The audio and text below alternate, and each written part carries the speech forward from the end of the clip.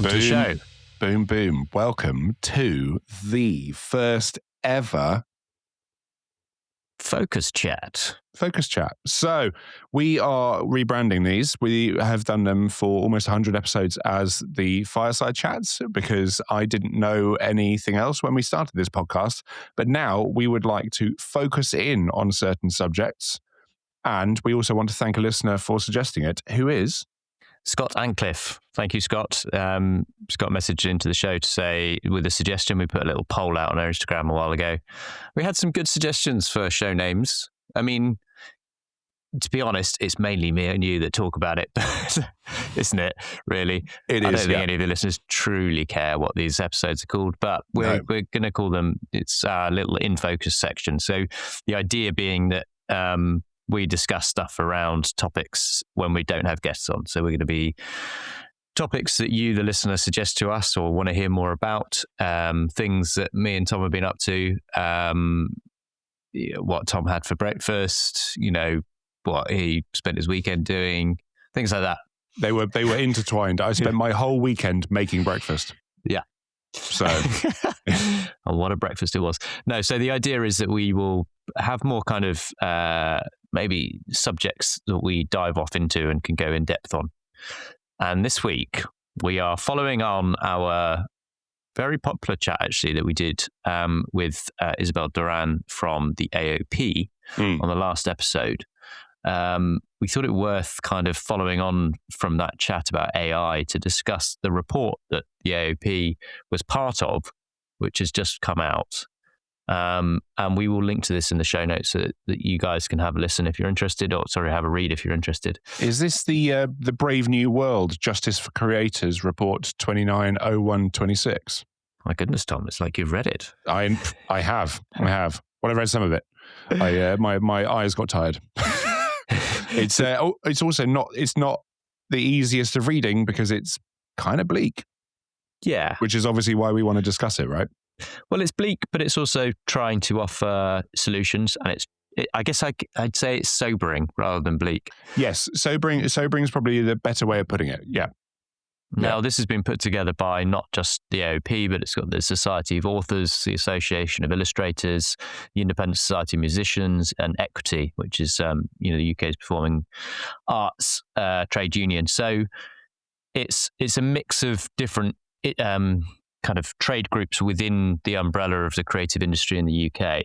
Mm-hmm. And last week, Isabel mentioned that, with part of the stuff that she's been doing with, talking to the House of Lords about, suggesting policy, basically. She was talking about Baroness Bevan Kidron, who has written the foreword to this. And I thought we'd read it out because it kind of gets to the heart of the matter. So, if you don't mind, I shall do my best. You got a drink? Had a wee? I'll do my best Baroness impression. I won't. Please do. Please do. So, Baroness Kidron wrote the following. The UK government is presiding over one of the greatest acts of theft in modern history, the stripping of the UK's creative industries of their rights, livelihoods, and control over their work. While ministers speak publicly of balance and patience, they have failed to explain why global AI corporations worth billions should be granted privileged access to the cultural assets of this country without permission, payment, or accountability, while the individual UK creators are asked by their own government to sacrifice their futures. This is an existential moment for creators. Copyright is not a technical inconvenience. It is a mechanism that allows creators to earn a living and to retain control over the meaning and integrity of their work. Remove it, and you do not merely damage an industry, you dismantle the conditions under which culture itself can exist. What is being taken is not abstract data. It is the accumulated cultural, emotional, and intellectual labor of millions of people, our books, music, films, images, archives, and stories. In a country where the creative industries are a cornerstone of economic growth and global influence, this represents the extraction of some of our most valuable national assets. This report calls for justice, and that framing is crucial. There is no special pleading here, nor any blindness to the opportunities inherent in AI. What is being taken in plain sight is the private property of UK citizens, protected by UK law. It is not the government's to give away. To do so is an injustice. The creative industries have always embraced new technologies. Many of today's innovations were first imagined by artists, and the music, film, and design sectors were among the earliest to adopt the digital tools, reach new audiences, and pioneer new business models. But treating creative work as free raw material for AI systems is not progress. It is a massive transfer of wealth from creators to corporations, from the many to the few, and from the UK to the US. There is a profound difference between learning from culture and strip mining it. The findings in this report are not only an indictment of policy failure, they are a call to action. Creators must not accept and manage decline. They must organise, speak out, and use this report to engage government, the media, and their fellow creators to demand justice. It is time for creators to get creative. Now, I think that really is a great introduction to the report and really kind of sums up the main issues there and how it is being viewed, and probably should be viewed in some degree, that, AI is inevitable and there's no fighting the kind of the progress that it's making and the billions and billions of dollars that are being pumped into it and invested into it. But that doesn't mean we can't try and shape the policy and kind of work together to actually make sure that it isn't something where it's just a massive wealth transfer. Yep. And what was fascinating, obviously, because it's done with the multiple bodies, there's a lot of case studies in the reports from different people. And those are the statistics which are pretty sobering, looking at how various people in different industries have been affected and how many people have already lost work to AI, what that revenue loss looks like. Well, let's quantify it for the people who haven't got the report out in front of them. 99% of creators say their work has been scraped without consent.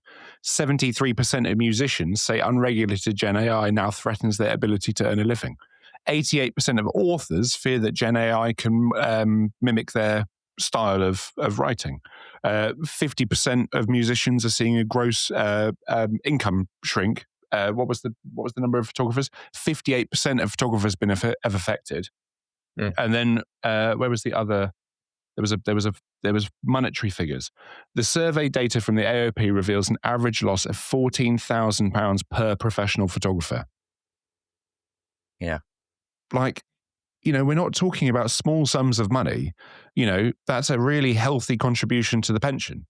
Yeah, that people aren't having to make. That's. Well, I think what the report's also highlighting is it's not just affecting. That's not just a loss on the photographers. That's a loss in terms of for the UK economy. That money that would have been going into the economy in tax and also in general revenue.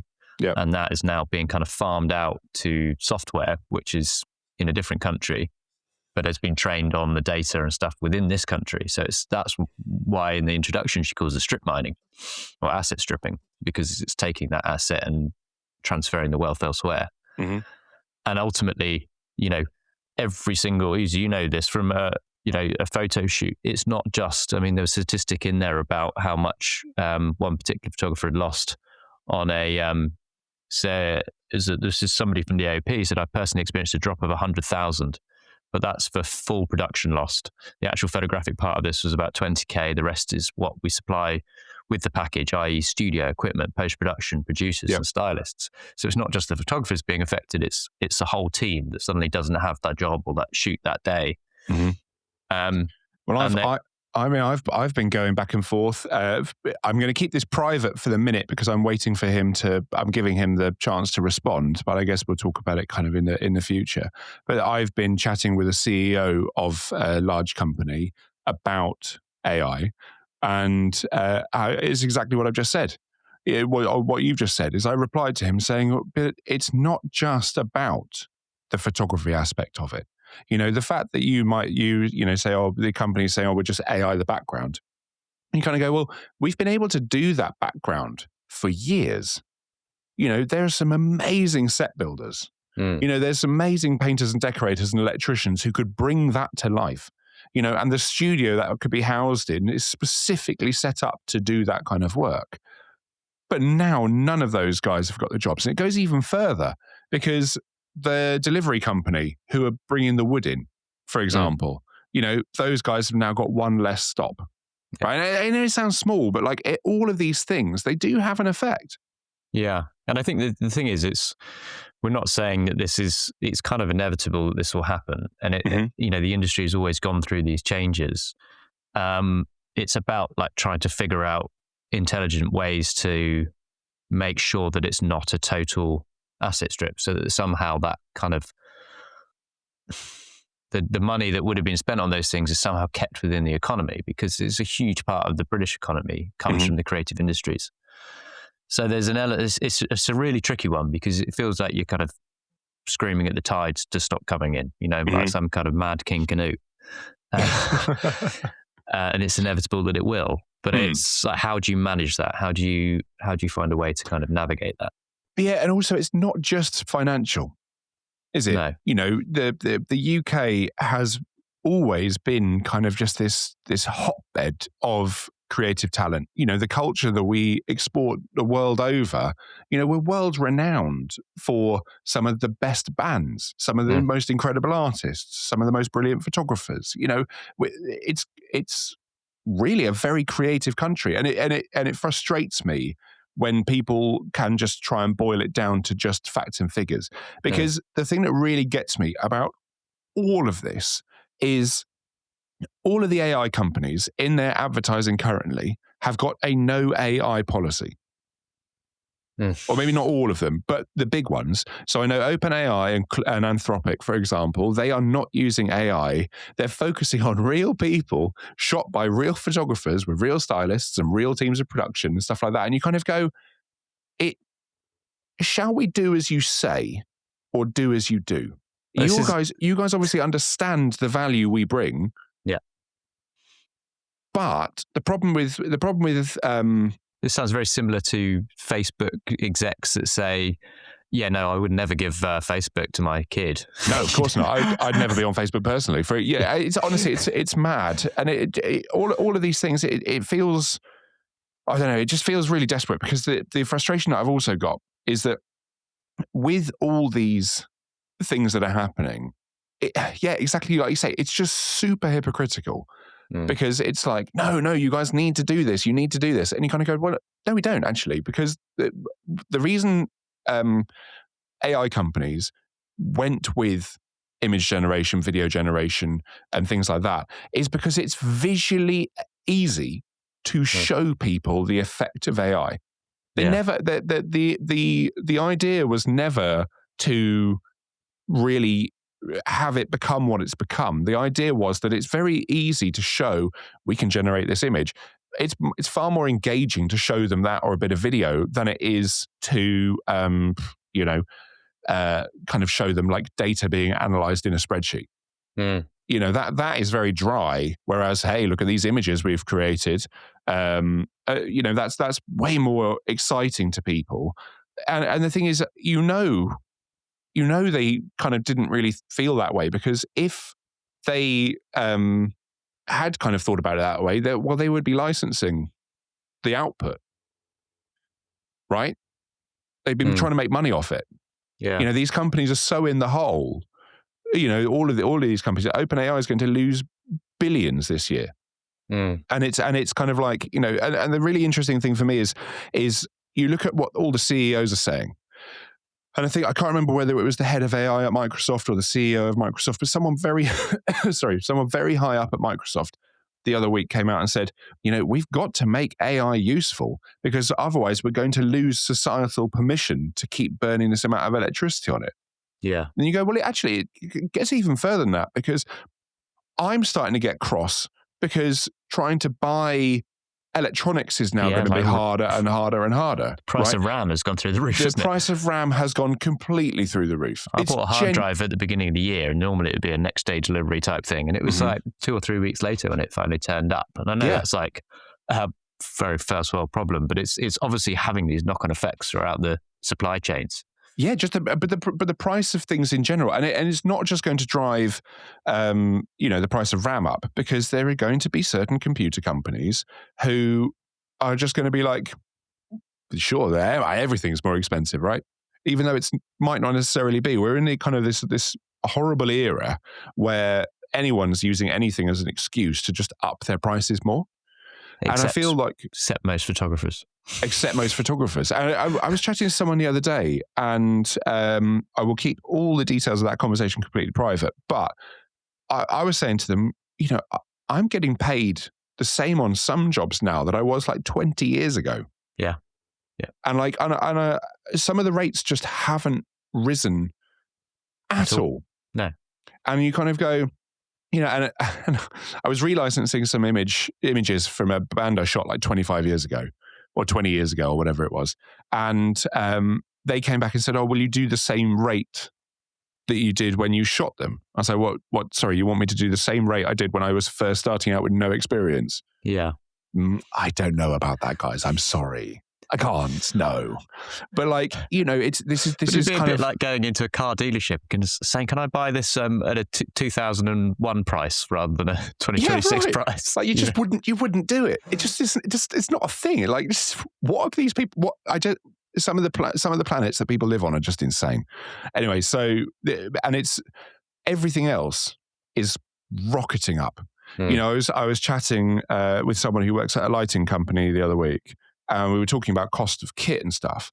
And they were like, well, we know it's expensive. And I was like, it is expensive if we were earning what we were earning 5-10 years ago. It's really expensive now because everyone's income seems to have taken quite a big hit. And, it's I'm not obviously expecting them to drop their prices or do big sales or anything. But a lot of the people that we've been speaking to have, 5 years ago, they'd have 2 or 3 of them. But now they've become a bit of a rental item. Like they'd only kind of rent it. And I kind of was like moving some kit around, and as you know, I'm not really going to talk about this until it's kind of done and done. But I'm closing my studio down. End of this month, I'll be out. So I'm in the process of selling off a load of stuff and getting everything. Which is why the background in the office looks so different. Is I now have this wonderful thing in here, but my thing. And I've kind of it's not that I'm seeing writing on the wall or anything like that, but I am just kind of I'm a little bit hesitant for kind of what the next few years are going to be like. I feel like it will steady out, but I do kind of feel like actually we should maybe rein in our overheads. And we've talked about this before, haven't we? Did the cost of doing business and stuff like that. And basically preparing, protecting, and getting our houses, ducks in a row, houses in order, and basically just becoming really, really lean. Actually, I don't think is a bad idea at all. And especially, going through this report, I'm kind of going, I feel like I've made some good decisions recently. I mean, it was interesting because at the same time, it's impossible to predict what it will actually allow us to do in the future and how you can harness that creatively. I saw an interesting thing I actually posted to my own Instagram stories, reposted this morning, from the New Yorker, which was about a film, was it Orson Welles film that never got finalized, and there was a missing 43 minutes or something. That's quite a lot of time to be missing. It was a 45-minute film, yeah. I was going to say. No, I can't remember exactly what it was, but it was a section of the film that was missing that never got made. But they've obviously got the rest. They've got the sets, they've got the actors, and there's now a company that's in the process of there was huge amounts of production notes, and they've put all of that into a system to actually work out what potential scenes could have been made. And they're now in the process of actually filming with actors and then digitally deep faking over them with voices and the original actors' faces. And it's 3D mapped the sets, and then it's creating the sets in AI. So they're creating all of these basically like a deep fake version to finish the film. And it's a fascinating piece because it obviously looks into the ethical quandaries of that. Like, how does that work for the actors who are no longer alive, who didn't give permission for their, performances to be done in this way? You've got the fact that Orson Welles himself is going to have his name all over this, but has had absolutely no say in the final product. But at the same time, from a creative point of view, it's kind of a fascinating thing to try and do, to see, what will be produced. But then it brings into all these questions of morality and ethics of like, well, is it really an Orson Welles film if they didn't have sign off? What does creativity actually mean? You know, do you know my frustration with all of this? I hear what you're saying, but what I am hearing is, hey, look how cool the tech is, as opposed to, you know, the creative process created by humans. It's just predictive. So anything that is going. So when Orson Welles is there, you know, creating this and directing this, it's genuine creativity, because he's kind of going, okay, we'll do this, we'll do that, this is how we want this, you know, stuff like that. Whereas when a machine's doing it, yes, it's been fed all the information, so it's going to make a very good educated guess. But at the same time, it is a prediction about everything it's ingested before. Yeah. So you're going to get. But you get some tech bro kind of argue that that's effectively what humans do. That's totally fine. But Elon Musk apparently came out the other day and said, "Oh, you probably shouldn't worry about saving for retirement because, you know, the distribution of wealth." And I kind of go, "It's the richest man in the world saying that. You've saved for your retirement, yeah, right? Like, you're fine. Don't worry about us. We all need to do our thing." Like, I am so bored. And bear in mind, I run a tech consultancy, man. Like, I have to like live and breathe this stuff, and I am so bored of tech bros. I am also the idea that bored of them. The corporations that are going to be making an absolute mint of this are going to be redistributing that wealth in any way to society. Oh, it's a classic. It's just nonsense. No, it'll trickle down. It'll trickle. No, it will not. Yeah, guaranteed it will not. It's such a you know, it's an emperor's new clothes, isn't it? It's just like, no, it'll be totally fine. Everything will be okay. You know, 20 years, we're all kind of like... Cut to us kind of suspended in animation with masks on our face, living in a kind of right. It'll be that virtual reality. What's that? What is that? Is it The Matrix? Is it the Matrix? Where they kind of have all the, you know, this great cavern full of eggs, and in each egg... Is it the Matrix? Oh, God. Do you know the film I'm talking about? Yeah, I can picture the scene. I'm pretty sure people are going to be screaming at their radios. Their radios. Their wirelesses. banging the top of the wireless box. Yeah, I'm getting a lot of interference from some idiots talking about films.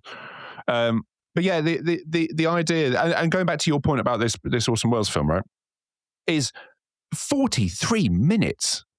Yeah, don't quote me on that bit. No, but still, it's not as if there was like, you know, there's a 30-second like key frame missing here or whatever. Yeah. You know, that is a technical expertise. It's a technical example of what the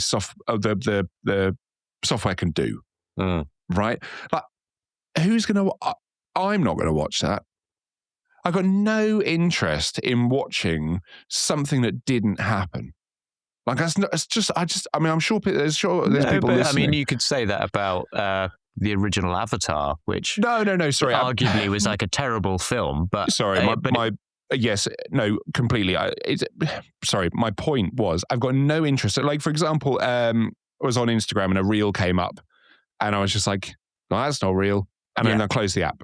That's the sort of content I'm talking about. Obviously, I am not talking about science fiction, and I understand, you know. No, I don't mean that. What I'm saying about Avatar, the original one, like, you know, you could argue the film itself is pretty bobbins, but it has, from a technological point of view, attracted, you know, it was one of the biggest ever takers in the box office because it was a 3D. It's bobbins in your view, but obviously it had one of the top 5 grossing films of all time. The novelty, though, was it was a 3D film when 3D films weren't being widely made, and it was, you know, from a visual point of view, it was an interesting thing to go and experience. So although the actual soul of it, the storytelling, was left a little to be desired, the technical side of it is what attracted people because it was a novelty. And even though the third one's come out and is being widely slated, it's still, you know, taking a lot of money at the cinema. I don't doubt it. Do you know the difference? Again, because though of that novelty, I think, of people being drawn into looking at something that is fantastical. So I do think from that point of view, although you say it doesn't interest you, this, you know, Orson Welles film, I think those kind of things will attract people. It's just, I guess we're kind of more interested in storytelling and the depth because the tech side of it doesn't really appeal as much. No, can I counter that kind of point, right? So Right. Now, this is where I have to try and remember what I was going to say because it was a brilliant point. Right. When CGI came in, everything up until that point had to be done in practical effects. Yeah. So when CGI came in, it really did change the game and unleash a whole new avenue of ability to be able to show stories in a different way and show elements and show monsters and you know, dinosaurs. You could, well, I mean, Jurassic World, right? Like I remember going to watch that when I was like 8 or 9 and just being blown away. I mean, Jurassic Park was one of those seminal kind of moments in. I can tell you exactly where I was in the exact cinema, in the exact town when I saw Jurassic Park for the first time. But with CGI is it came around. It was a revolution, and it opened up all these avenues. Tell me an avenue that AI is opening up that CGI could not have done.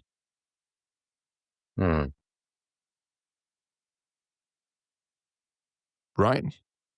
All I could hear was birdsong then. Well, I mean, CGI can do amazing birdsong, but you know what I mean, right? Like, so you know, when Avatar came out, you say it's a huge technical advancement, and people went to go and see it for absolutely. But people aren't going to go and watch the same. It's not going to have the same effect. You know, oh, here's an AI version of Avatar. People are going to be like, well, right. So it's going to look like a previous Avatar film, is it? Right. Yeah. What do you want? Like it's all of these things. Is CGI was so, and I can imagine, you know, I wasn't really working commercially when CGI kind of came in and kind of came to its kind of like forefront. But there is very, very little in my mind that CGI couldn't do that AI is doing. Yeah, I think with this, it's mainly the fact that it's probably a fraction of the cost of that. So that's the main thing for those makers, isn't it? It's financial. Yeah, it always is. Always. But this one particularly, because when you are dealing with huge corporations with huge budgets, and they're kind of going, oh, we should AI that. You kind of go, why though? Because what would be really cool, and you see companies like Apple who are leaning into this, is companies are leaning into the craft. Like companies. The BBC ident for the Winter Olympics, which is currently going on. That's all stop frame animation with real flames and explosions. There's a wicked little. Hang on, sorry, flames and explosions in a Winter Olympics ident. Yeah, I have to look this up now. And I actually went the other day to the see the Wes Anderson exhibition at the Design Museum, which if you haven't been is I think it's on till like April. It's worth a look. Yeah, and I mean obviously. He's famous for Tannenbaums and Life Aquatic and Grand Budapest Hotel, but he also is famous for Fantastic Mr. Fox and Isle of Dogs, and they were all stop motion animation, right? Most of which actually were filmed in the UK. And there was, I think there was a studio in the UK that was shooting the Fantastic Mr. Fox, and every day they would send the dailies over. And Wes, wherever he was in the world, if he was in his, Paris home or his America home, he would watch these and then direct over, like a Zoom call, effectively, give feedback, and they would kind of reshoot the bits that need to be reshot. So it was but there were so many creatives working on that in an actual physical location using physical models. So it was a hybrid of using the fact that could be done that way remotely and send the stuff digitally to be reviewed by the director. So I think ultimately that's where AI will end up is there will be elements of it that supposedly, in an ideal world, this is where it ends up. There'll be elements of it that make the job easier and open up access to new ways of doing things, whilst hopefully there's enough of a kind of human soul in it to be able to say, right, we're going to use AI to make it more efficient this way, but we're choosing to actually use real people to do this. Obviously, though, that is going to be the minority. And it's a bit like, yes, every now and again, there will be the budget for somebody to indulge some creatives and to use real set designers and physical things. And it will be a novelty, and part of the selling will be, oh, this is real. But that's not going to be the majority of productions. So no, but then what happens, for example, for those set builders who are working on those jobs twice a year? exactly. Well, that's the thing. They'll cease to exist. They'll go and be tradies. Yeah. They'll go off and actually earn a living somewhere else. And what we're going to see is we're going to see this huge talent drain of people who can't make a sustainable living from our world. And then we suddenly go, need a set build. Yeah. Right. So there's 2 people who do them now, and they're both booked up and they're very expensive. Yeah. And it's all of this stuff. I've just watched the Trails Will Blaze thing. That's super cool. That's all practical? That's all done in camera, all stop motion? Yeah, we'll try and, I saw a behind the scenes of it, but we'll link to it in the show notes because it's worth having a look if you haven't seen it. They use like pyro and that's so cool. Yeah. Right, so if anyone's wondering, we'll obviously link to it in the show notes, but it's Milano Cortina 2026 Olympic Winter Games official trailer with the BBC. That's very cool. Kudos to everyone involved because that's very, very cool. I enjoyed that. But, with Apple and stuff, I would really worry that our worlds would become these big, hero pieces that are, then they have this, big behind the scenes content showing, all of this stuff. And I don't want our world to just boil down to those 15 jobs in a year spread among 80,000 photographers. Yeah, totally. Well, it was interesting actually because in that report there was a case study with Tim Flack, who's the president of AOP. Mm-hmm. Hi, Tim. Well, one of the things he put in there, he's got this book coming out called Feline, which is all about cats with genetic modifications, and he's had to embed QR codes into the book that link to videos that show behind the scenes as a way of kind of saying this is real. And he said the problem in the past used to be getting the cats to stay on the table. Now the problem is proving that they were ever there in the first place. Yeah. I do see that now. I see people posting pictures on social media where they will have a little video before and after, to almost prove that they were there. Of course, how long before people go, well, the video before and after is fake as well. Well, this is the problem. I mean, it's also that believability. Like when you get to the point where somebody can put a video online, and we've seen this with everything that's been going on around the world, where incidents have been happening and people are putting videos online, and it's very divided politics, and both sides will be coming out being like, no, that's fake. No, that's fake. Yeah, it's really hard because if people don't believe what they see, then nothing is got that wow factor anymore. Nothing can kind of excite people. And in a world where we're all, every company is craving eyeballs on their products, how do you keep drawing people in, keep people engaged? And is that a race to the dopamine bottom, where it's like nothing has the power to hold anyone's attention unless it is truly shocking? And then where does that lead? Yeah. And I completely agree. I feel like actually, I toyed with the idea the other day of deleting everything off my Instagram and just having one video of me going, "You want me in real life? Here I am. Book me. I'll come do a portfolio showing, do shoots, everything like that. But all of this internet stuff, dead to me, because it does genuinely feel like when you post something up, you get kind of like a few people who go, oh, that was nice, and then there's loads of like artificial accounts, and then look at Reddit, for example. You've got someone will post something up, and then it's just instantly within 3 minutes of it, it's a flood of comments, and you go, none of these are real. Like none of these are not, and then you've got people who are arguing quite clearly with a bot. Yeah, I found that. I mean, the social media things are the worst for that. I mean, Threads is particularly bad. It appears to me on my timeline. There was a lot of content that just clearly was bots and fake accounts. Completely. And the problem is they've taken away a lot of the moderation and the guardrails. Almost all of them. Yeah. And it's and this is the thing. I mean, and also I feel like as a society, I can't speak for everyone, but I'm kind of exhausted by all of this stuff. And actually, how many jobs, hand on heart, have we actually all got from social media? I can tell you, I'm sure there have been kind of like loosely linked ones, or people were like, oh, I saw that post you put up. Oh, I remembered that you would be great for X. I'm sure there is a bit of that. But I have only ever had in 20 years of I'm being on not social interested in shooting for X, by the way. I'm shooting for X. I'm not interested in shooting for X. Fine. 4X or 4X? For X. Oh, sorry. No. Right, sorry. For a minute, I was like, well, I can't shoot 4X. You trade 4X, right? But when I remember, I've had one job, one good job. Anything low value, I don't consider an offer. And I've had a lot of low value offers on kind of social media. But I have only ever had one really good job land from social media. And you kind of go, well, actually, we put a huge amount of pressure on ourselves to be doing all of this stuff. And you'll look, I haven't posted in weeks. I don't care anymore. Like, what I care about is doing my job, loving my job, creating great work for people who want to hire me.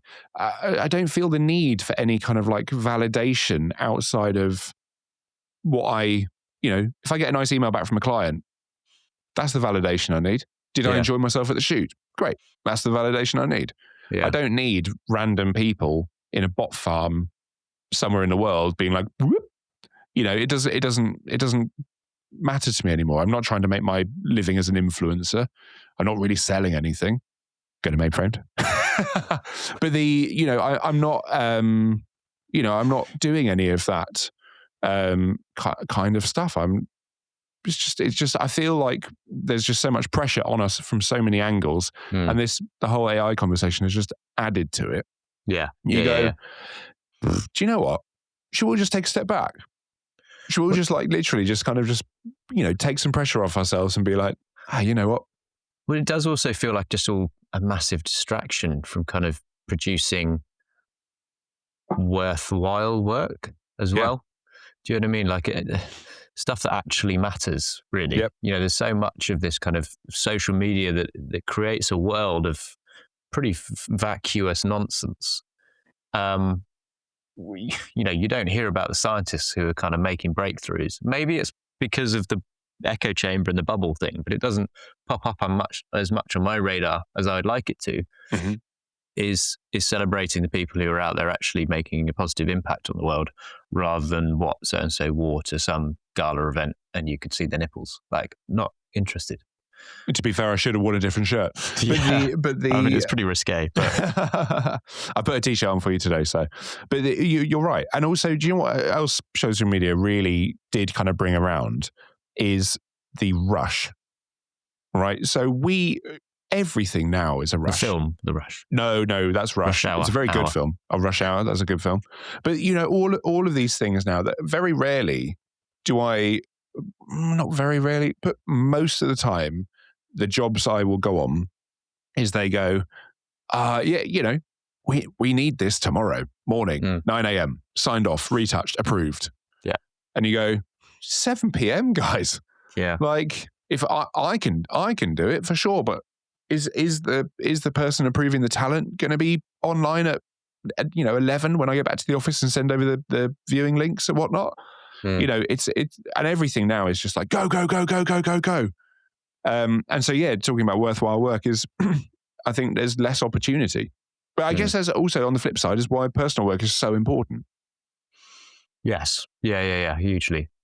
It's that chicken and egg though, isn't it? Of how you raise the funds, and you have to find ways. You have to be clever about doing personal work. You need to find ways to do it without bankrupting yourself. It used to be, and I'm sure it still is to some degree, but far lesser extent, that photographers would spend tens of thousands on tests, of their own money to do tests to get jobs.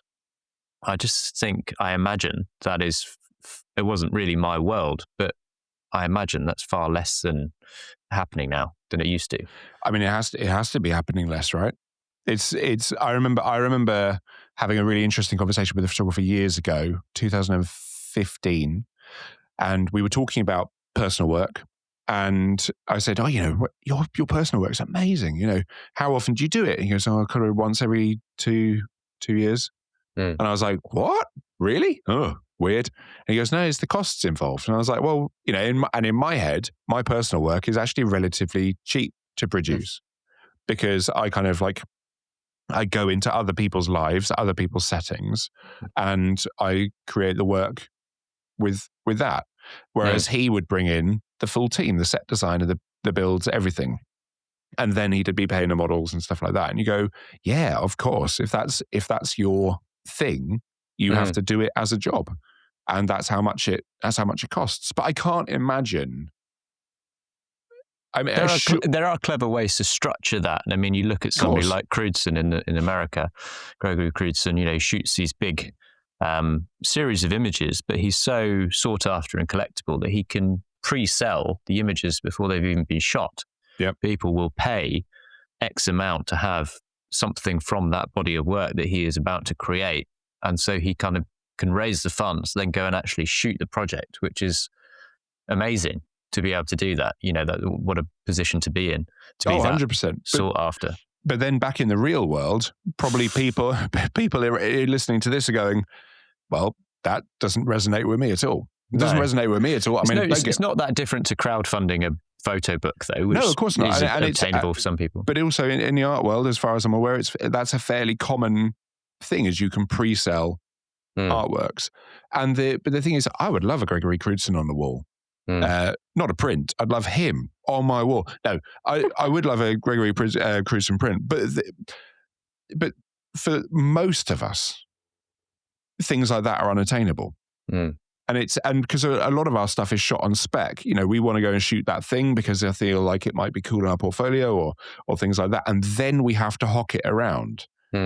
And huge kudos to people like Gregory Crewdson for being able to make that kind of model work. It's so impressive. But, for a lot of us, it's very different, isn't it? Yeah. But it also, I guess for me, it highlights that there are many different ways to, I was going to say skin a cat. I don't think I should say that. I don't endorse skinning cats. There are many different ways to bake a cake. Fair enough. So I'm going to get stuck down analogy alley now. But yeah, there's many different ways to bake a cat. Let's go with that. Poor you. Sorry. Claw this one back, mate. Yeah. You were so close. It was perfect. You were a whisker away. Sorry. It's catching. Right. Okay. Let's stop. Where were we? Baking cats. There's different ways of structuring creative projects. And I think, to go back to the report, the sign off from the Baroness on that was about kind of, it's time for creators to get creative. And I think that is something to take away from it. Like, we have all these amazing people in these industries that think creatively, and they've trained themselves to think creatively. And I remember hearing something that John Cleese said many, many years ago in a speech that he was giving at a university, where he said, creativity isn't about talent. Creativity, anyone can be creative. It's about the process, and it's about kind of pushing something through and knowing that nothing is wrong, and then that if you write something and it's drivel, it doesn't mean it's wrong. It means that you just have to keep doing it until the outcome changes, and that part of the drivel is what leads to the gold. So, oh God, I'm back in analogy alley.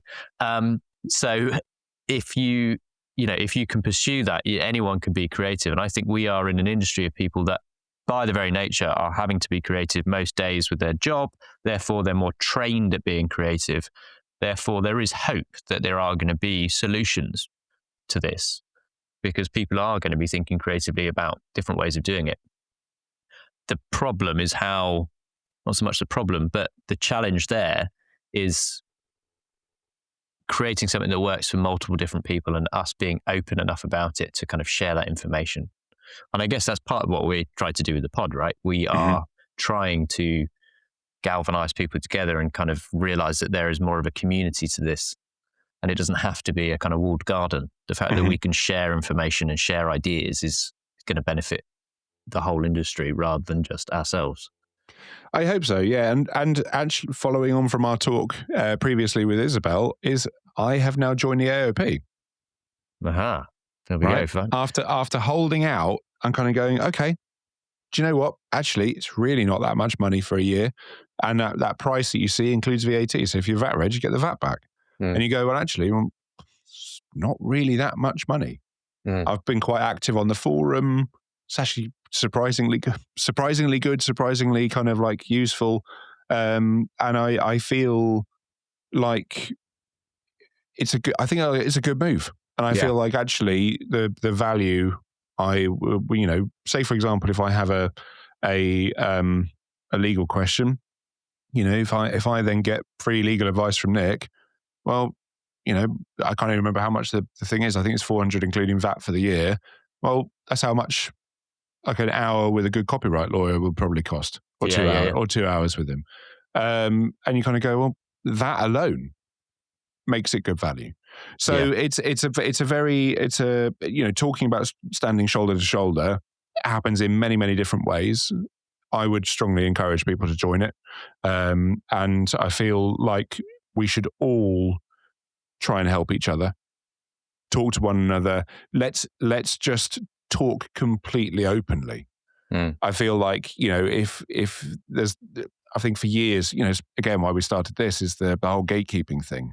And actually, no, I feel like we're at that point now in all our careers, and the state of the industry is that actually, if we could just stop seeing each other as rivals and see each other as kind of like colleagues, I feel like that. And I don't get me wrong, we're up against each other all the time. I get it.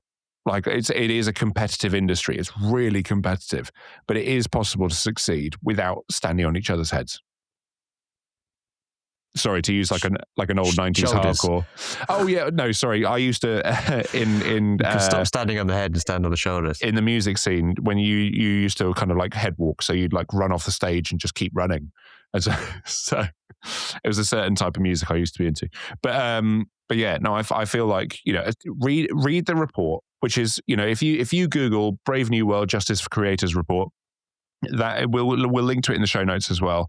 There's a big breakdown about it. It's a really well put together report. It is worth taking 10, 15 minutes out of your day, sit down with a coffee, and go through it.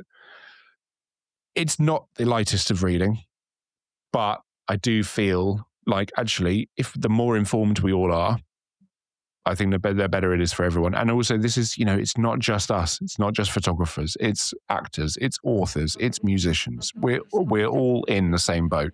So yeah, download the report, take a listen, see what you think, and yeah. Nice. So at the end of these, what do we defocus? Yeah, I can force that. But yeah. One day we're going to do a really light-hearted one of these. I promise. It is. It's just a bit of a. Shouldn't have recorded it on a Monday morning, should we? Hey, no, I think it's good. I think Monday mornings for me are actually surprisingly good. I'm genuinely excited to go to work at the minute. Even with everything going on, I really do feel incredibly lucky to do what I do as for a living. Like I really do love what I do, and I love the job. I love you, Greg. But I love doing this. I love doing all the work. I really do enjoy it. I don't necessarily love filling the office with huge amounts of kit, which is going to be that's bleak for sure. But hopefully you guys will never see it because I've darkened the background too much. But yeah. But listen, should we wrap this up before I start? Yeah. Perfect. Yeah, because I've got to go down and sell some kit down at the studio. Right. Greg, a pleasure as always. Yeah, likewise. Enjoy your week. You too. Thank you for listening, guys.